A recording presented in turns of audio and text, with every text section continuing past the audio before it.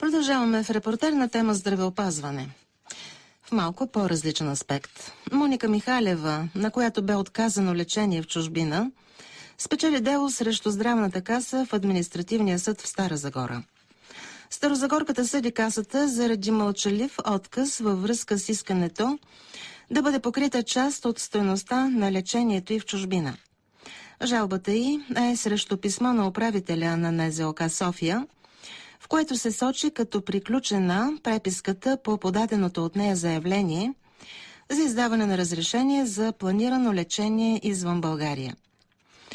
През септември миналата година младата жена бе оперирана в кипърска болница заради рядко заболяване, за което в България не се предлага лечение.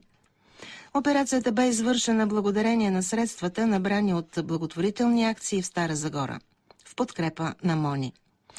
Към момента тя се възстановява успешно. Докъде обаче ще стигне в битката си с Здравната каса? Чуйте интервюто на Кристина Русева с Моника Михалева. Удовлетворена съм, защото в крайна сметка, въпреки че отношението, което беше, говоря конкретно към мен, беше леко казано отвратително, радвам се, че поне съда си свърши работата и в крайна сметка чух и прочетох това, което исках. Така че определено съм удовлетворена, даже и щастлива, защото това, което го направих, аз не го правя само заради мен, а го правя заради всички пациенти, които минават през този акт, защото то наистина е акт.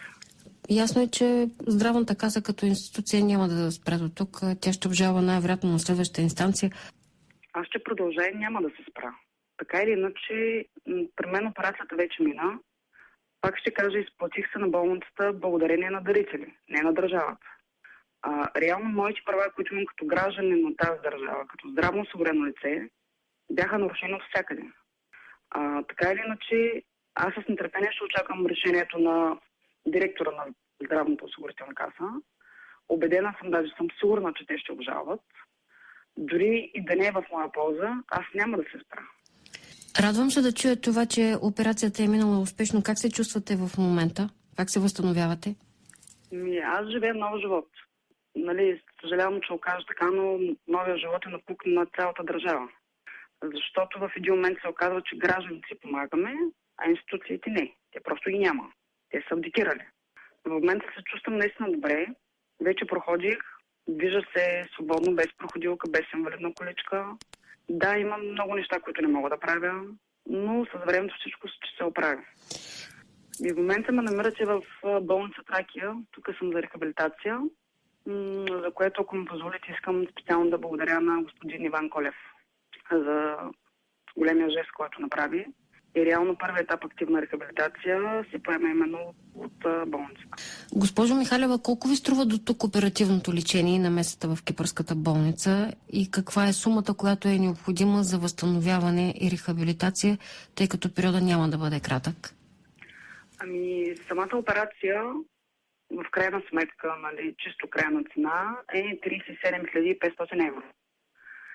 Като тези пари вече са преведени на самата болница, всичко до стотинка. Аз съм се издължила. Към момента относно самата рехабилитация, за съжаление, никой не може да каже колко време ще продължи, защото това са нерви, а това се възстановява много бавно. Така че просто ще караме от етап на етап и така, докато се възстановя.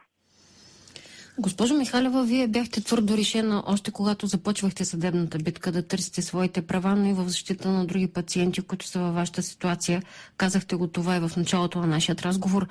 Към кого ще се обърнете, за да продължите тази битка? Такъв добър пример в подкрепа на пациентите в неравната битка с институциите и бездушието на административните служители в тях беше Теодора Захариева, която се бори за правата на онкоболните. Вие докъде бихте стигнали в тази битка? Аз вече съм стигнала до там. Дори това беше едно от първите неща, които реших след като премина самата операция, след като дойда в съзнание. Имам подкрепата на Американския институт за гръбначна хирургия АМИС. Имам подкрепата на самата болница в Кипър. Имам подкрепата на доцент Петя Минева, която е невролог. Имам също така подкрепата и на доктор Росица Минчева, която тя също е оперирана от тарова киста. Те всъщност се водят периневрални менингиални кисти на Таров. или което е важно, защото наистина в България това нещо не се знае. Има и други хора, които говорят чисто като медицински лица, които ме подкрепят в това отношение, защото това е рядко заболяване и това вече стана ясно на абсолютно всички. Факт е, че няма дори клинична пътека, няма такъв МКБ номер. Просто за нашата държава това заболяване не съществува. Да, но то съществува и аз съм втория пример в България, понеже към момента сме 2 пациенти, които сме оперирани и сме с доказани таровикисти. Самата аз, откакто вече се върнах и съм в час, така да се каже, понеже много хора се свързаха с мен. Говоря чисто пациенти, които имат гръбначни проблеми.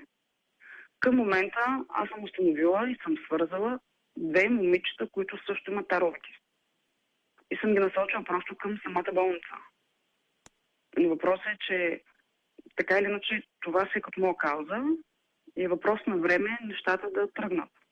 Защото искам всеки един невролог, неврохирург и образна диагностика да бъде запознат.